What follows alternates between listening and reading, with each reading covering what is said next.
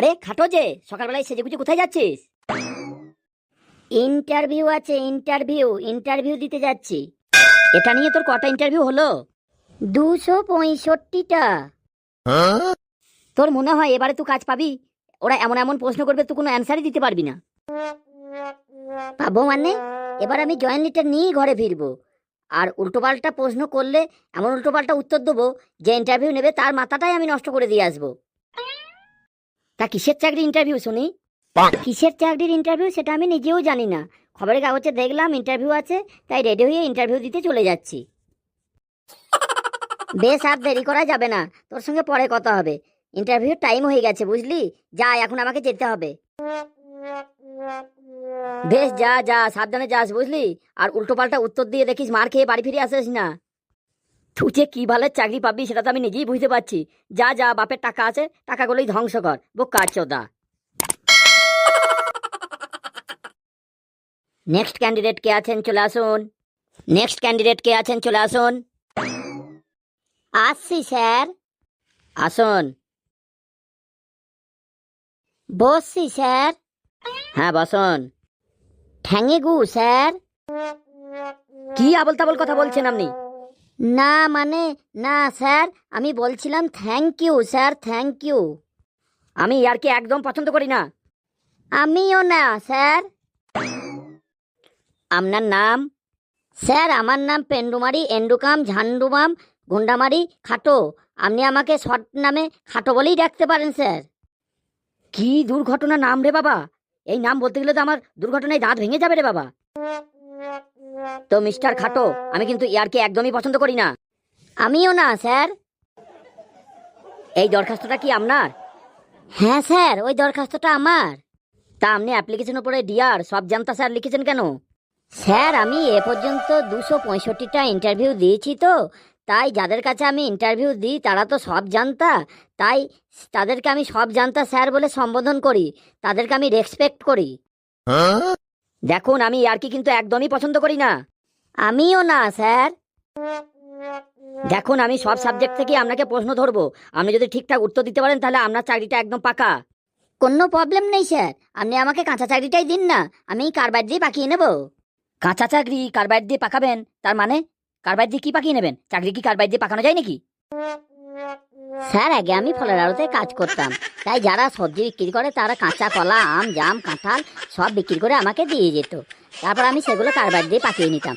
তাই স্যার বলছি কাঁচা চাকরিটাই আমাকে দিন না, আমার কাঁচা জিনিস পাকা করার অভ্যেস আছে স্যার।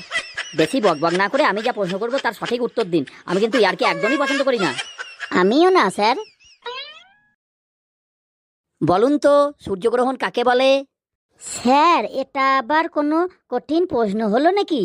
সূর্যগ্রহণ কাকে বলে এটা তো একটা ছোট্ট ছেলেই বলে দেবে। সূর্য যখন লজ্জায় চাঁদের পেছনে গিয়ে লুকায় তখন তাকে সূর্যগ্রহণ বলা হয়। আর চন্দ্রগ্রহণ? স্যার চন্দ্রগ্রহণ এটাও বলতে হবে? স্যার চন্দ্রগ্রহণ কাকে বলে আপনিও জানেন না? চাঁদ যখন সূর্যের ভয়ে পৃথিবীর পিছনে গিয়ে লুকায় তখন তাকে চন্দ্রগ্রহণ বলে। কথাটা তো ঠিকই বলেছেন, তবে লুকালুকির কথা আসছে কেন? আমি কিন্তু ইয়ারকে একদম পছন্দ করি না। আমিও না স্যার। আচ্ছা বলুন তো মিস্টার খাটো, ধূমকেতু কাকে বলে? এটাও জানেন না স্যার? ধূমকেতু কাকে বলে? যে হঠাৎ জুড়ে উড়ে এসে জুড়ে বসে তাকে ধূমকেতু বলে। ভুল অ্যান্সার। আচ্ছা বলুন তো মিস্টার খাটো, মানুষ একমাত্র কি খেয়ে বেঁচে থাকতে পারে সারা জীবন? স্যার গালাগালি খেয়ে। এটাও ঠিক হলো না, ভুল হয়েছে। আমি কিন্তু একদমই আর কি পছন্দ করি না। আমিও না স্যার। এবার বলুন তো কোন নদীতে কোনো মাছ নেই? স্যার যে নদীতে জল নেই সেই নদীতে মাছ নেই। Wrong answer. আচ্ছা বলুন তো কোন দেশের ভবিষ্যৎ কারা? স্যার সেই দেশে বেকার ছেলে মেয়েরা। বাবা রে, আমি তো একটা পাকা দার্শনিক। আচ্ছা এবার বলুন তো পাকা কলা না খেলে কি হয়? স্যার পাকা কলা না খেলে কি আর হবে, কলাগুলো পচে যাবে। Wrong answer. এবার বলুন তো বিবাহিত পুরুষরা বেশি সিনেমা হলে যায় কেন? স্যার ঘুমাতে। সে কি ঘুমাতে, তার মানেটা কি? সিনেমা হলে কি কেউ ঘুমাতে যায় নাকি? হ্যাঁ স্যার, বিবাহিত পুরুষরা বাড়িতে চেঁচামেচির জন্য ভালো ঘুমাতে পারে না, তাই তারা সিনেমা হলে টিকিট কেটে ঘুমাতে যায়, যাতে তাদেরকে কেউ কিছু ঝামেলা না করে, তারা আরামসে ঘুমাতে পারে। ওরে বাবা, কি সাংঘাতিক যুক্তি আপনার। আচ্ছা বলুন তো আমাদের দেশের জনসংখ্যা কমাতে গেলে কি করতে হবে? স্যার এটা তো সিম্পল ব্যাপার, এটাও জানেন না ছেলের সঙ্গে ছেলের আর মেয়ের সঙ্গে মেয়ের বিয়ে দিতে হবে? ওরে বাপ রে বাপ, কি সাংঘাতিক যুক্তি রে ভাই। স্যার জানেন তো আমি এইটা বহু বছর গবেষণা করে তবে জানতে পেরেছি। সে আপনাকে দেখি আমি বুঝতে পারছি আপনি একটা পাকা বুনো ওল। আচ্ছা এবার ইতিহাস থেকে প্রশ্ন ধরছি।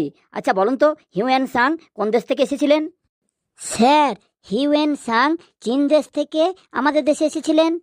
হিউয়েন সাং আমাদের দেশটা পুরোটাই ঘুরে কি বলেছিলেন? স্যার পুরোটা মনে নাই, যেটুকু মনে আছে সেটুকু বলছি।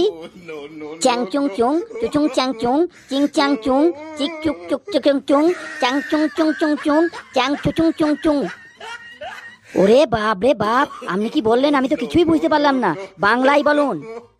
বাংলায় কি করে বলবো স্যার, উনি তো বাংলায় বলেননি স্যার, উনি তো চায়নাতেই বলেছিলেন স্যার, তাই আমি চায়নাতেই বললাম স্যার। আপনি চায়না ভালো করে জানেন না তাই বুঝতে পারেননি স্যার। ওরে বাপ রে বাপ, তুমি তো শুধু বুনো ওল না, তুমি বাঘা তেঁতুলও বটে। এবার জীবন বিজ্ঞান থেকে প্রশ্ন ধরছি। আচ্ছা তুমি কি এটা জানো আমাদের পূর্বপুরুষ বান্দর ছিলেন? সত্যি স্যার আপনাদের পূর্বপুরুষ বান্দর ছিল?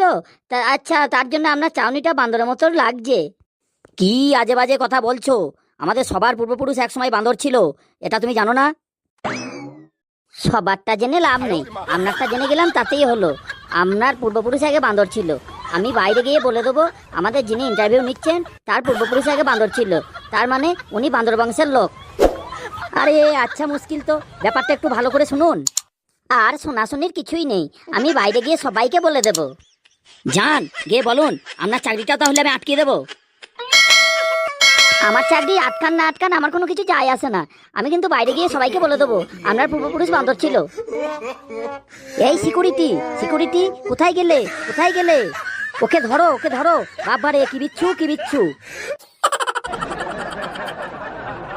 বন্ধুরা এই ভিডিওটি কেমন লাগলো সেটা কমেন্ট করে জানাবেন, আর এরকম মজার মজার ভিডিও পেতে চ্যানেলটিকে সাবস্ক্রাইব করে লাইক করে শেয়ার করে দেবেন। বাই বন্ধুরা, আবার দেখা হবে পরের ভিডিওতে।